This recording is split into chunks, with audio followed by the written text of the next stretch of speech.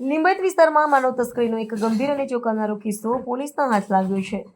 એક ગરીબ શ્રમજીવી પરિવારની નાબાલિગ દીકરીને નશાકારક પદાર્થો પીવડાવીને ડર દબાણ વચ્ચે માત્ર 10 દિવસની અંદર 2 વખત વેચવામાં આવી હતી અને તેના જબરજસ્તીથી લગ્ન કરવામાં આવ્યા હોવાના આરોપો સામે આવ્યા છે। આ ઘટનાની તપાસ દરમિયાન લગ્નની તસવીરો પણ પોલીસના હાથમાં લાગી છે, જેમાં ગેરકાયદેસર લગ્નની સાબિતી કરે છે।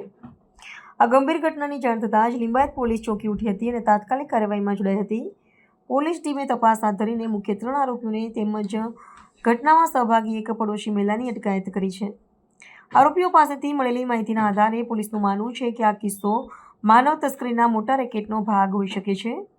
તપાસ દરમિયાન જાણવા મળ્યું છે કે ફરઝાના નામની બીજી એક મહિલા આરોપી પણ આ રેકેટમાં સામેલ હોવાનો ખુલાસો થયો છે।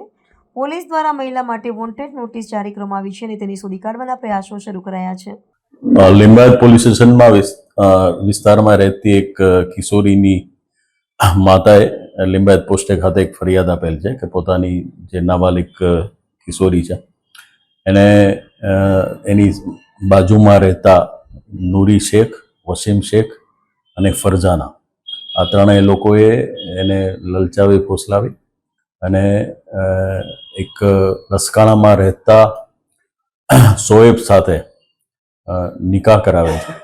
શોએબના ઘરે લસકાણા ખાતે નિકાહ કરવામાં આવેલ અને શોએબ પણ આ લોકો જાણતા હોવા છતાં કે નાબાલિગ છે છતાં એની સાથે ત્યાં 3 દિવસ આ કિશોરીને રાખેલ છે અને ત્યાંથી પછી ફરીવાર આ લોકો જે આરોપીઓ છે એને ત્યાંથી લઈ અને મહારાષ્ટ્રના સોલાપુર ખાતે અને ફરીવાર એક વ્યક્તિ સાથે લગ્ન કરાવેલ હોવાની હકીકત ફરિયાદમાં જણાવેલ છે। હાલ પોલીસે આ સંબંધે વસીમ, નૂરી અને જે આ લગ્ન કરનાર છે શોએબ એની ધરપકડ કરેલ છે। આ બાબતે ફરઝાના અને અન્ય જે એક ઇસમ છે જે સોલાપુરનો એની ધરપકડ કરવાની બાકી છે। પોલીસ હાલ વિશેષ તપાસ કરી રહી છે। આ બાબતે બળાત્કાર અને પોક્સોની કલમો લગાવી અને ગુનો રજીસ્ટર કરવામાં આવેલ છે।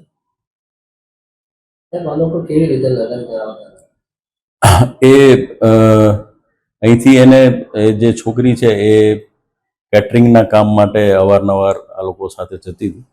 એ દરમિયાન એ લોકોએ છોકરીને ડરાવી, ધમકાવી, લલચાવી અને આ જે છે શોએબ લસકાણા ખાતે એના ઘરે લઈ ગયેલા અને ત્યાં એમની ધાર્મિક વિધિ પ્રમાણે એના મેરેજ કરાવેલા એવું હાલ જણાય આવેલ। આજ રોજ સુરત શહેરના લિંબાયત પોલીસ સ્ટેશનમાં એક 15 વર્ષીય દીકરીની ફરિયાદ દાખલ થઈ છે। દીકરીની સાથે જે બનાવ બન્યો છે એ ખૂબ ગંભીર અને સંવેદનશીલ બનાવ છે। 15 વર્ષીય દીકરીને 2 થી 3 જગ્યાએ અલગ અલગ રીતિ રિવાજ મુજબ એના લગ્ન કરવામાં આવ્યા અને જે સ્થાનિક કોઈ મહિલાઓ છે ફરજાના અને નૂરી કરીને એ દીકરીને પટાવી ફોસલાવીને લઈ ગયા, સિરપ પીવડાવીને લઈ ગયા અને અલગ 2 થી 3 જગ્યા પર એના લગ્ન કરાવીને 2 થી 3 દિવસના કે મહિનામાં પાછા લાવ્યા અને જે દીકરી છે એની સાથે શારીરિક શોષણ થયું। એ દીકરી ખૂબ આર્થિક રીતે નબળા પરિવારની છે, ગરીબ ઘરની છે। એની માતાએ મજૂરી કામ કરે છે, પિતા પણ છૂટક મજૂરીનું કામકાજ કરે છે, ભાડાના જેવાના મકાનમાં રહે છે અને આ સમગ્ર બનાવ જ્યારે મારી સામે આવ્યો ત્યારે હું પોતે પણ હચમચી ગયો અને આ ધ્યાનપૂર્વક એને સાંભળીને જ્યારે મેં આ વાતની રજૂઆત પોલીસ સમક્ષ કરી, સ્થાનિક police station Limbayat PI Shri Kamadiya સાહેબ સમક્ષ, ત્યારબાદ DCP doctor Kananben Desai, ACP Jadeja સમક્ષ તેમને ખૂબ સકારાત્મક રીતે આ બાબતને ગંભીરતાથી લઈને ફરિયાદ દાખલ કરી છે।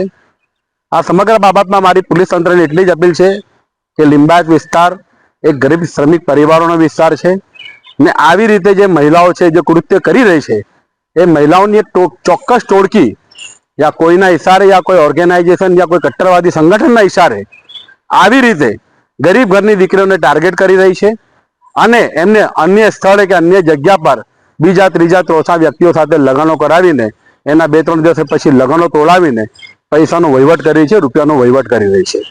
આ રીતે એ લોકો સમાજને પણ બદનામ કરી રહ્યા છે અને નાની દીકરીઓને પીંખી રહ્યા છે।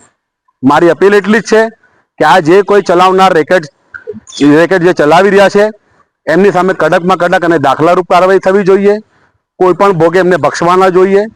એનું કારણ એટલા માટે છે કે આવનારી અમારી પેઢી કે આવનારી કોઈ પણ ગરીબ ઘરની દીકરી હોય કે સારા સમાજની દીકરી હોય કે ઉચ્ચ વર્ગની દીકરી હોય એની સાથે પણ આ બનાવ ન બને એની તકેદારી રાખવાની આપણા સૌની જવાબદારી છે.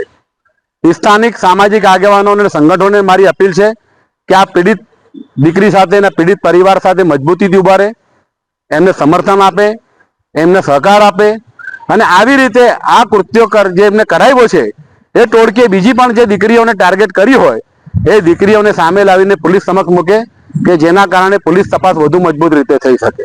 સમાજને અપીલ છે કે તમારા વિસ્તારની અંદર જે કોઈ સામાજિક દૂષણ હોય, દારૂ વેચાતો હોય, ડ્રગ્સ વેચાતો હોય, એમડી વેચાતો હોય કે ચરસ ગાંજો કે કોરેક્સ વેચાતો હોય કે ઠેર ઠેર કોરેક્સની ફરિયાદો આવે છે સિરપની, એ તમામ બાબતોને પોલીસ સમક્ષ લાવો અને એવા અસામાજિક તત્વોની સામે ફરિયાદ કરતા ડરો નહીં. પોલીસ તંત્રને અપીલ છે કે જે સ્ટ્રીટ સીટરો છે, વિસ્તારના અસામાજિક તત્વો છે, એ જો અત્યારે સારા કામો કરતા હોય તો એને કરવા દો, પરંતુ એ અત્યારે હાવ નવરો હોય અને આવી રીતે ખોટા ધંધામાં જ લાગેલો હોય તો એની સામે ફરીથી કડકમાં કડક કાર્યવાહી કરો એવી પોલીસ તંત્રને પણ મારી અપીલ છે.